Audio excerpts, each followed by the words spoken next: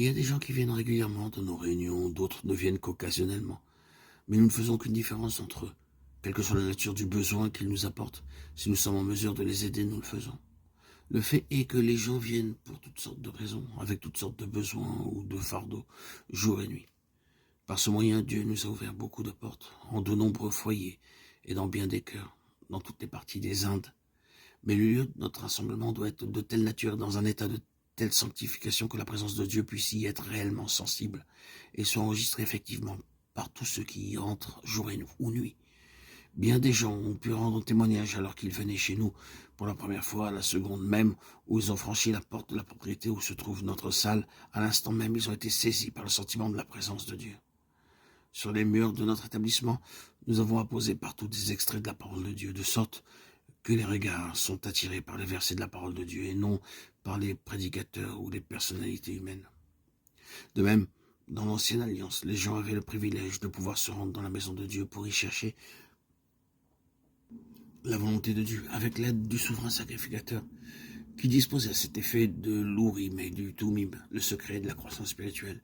C'est pour les croyants d'avoir le désir d'éprouver le besoin de se trouver dans la volonté de Dieu. Il est nécessaire que nous soyons amenés dans cette recherche de la volonté de Dieu. Beaucoup de gens ne viennent dans nos réunions que pour entendre un bon sermon, d'autres vont à la maison de Dieu pour chanter, d'autres y vont simplement pour y rencontrer leurs amis. D'autres encore s'y rendent afin de donner l'impression qu'ils sont des gens bien. Mais il y en a peu qui s'y rendent pour entendre vraiment la voix de Dieu. C'est en entendant la voix de Dieu et en recevant la révélation, la connaissance de la volonté de Dieu dans la maison de Dieu que nous croissons spirituellement. Alors nous recevons une connaissance nouvelle et plus profonde de la volonté de Dieu en nous sauvant. Dans Éphésiens 1, nous trouvons 4 fois la mention volonté de Dieu. Paul, apôtre de Jésus-Christ par la volonté de Dieu, Éphésiens 1:1. Nous ayant prédestinés dans son amour à être ses enfants d'adoption par Jésus-Christ, selon le bon plaisir de sa volonté, Éphésiens 1:5. Nous faisons connaître le mystère de sa volonté, Éphésiens 1:9.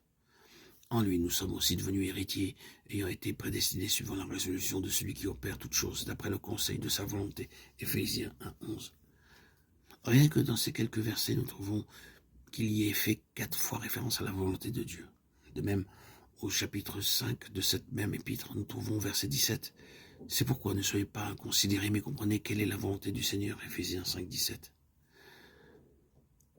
Ce n'est que lorsque les croyants connaissent le secret de la découverte de la volonté de Dieu qu'ils peuvent être préservés du danger, des faux pas, des pertes et des déficits.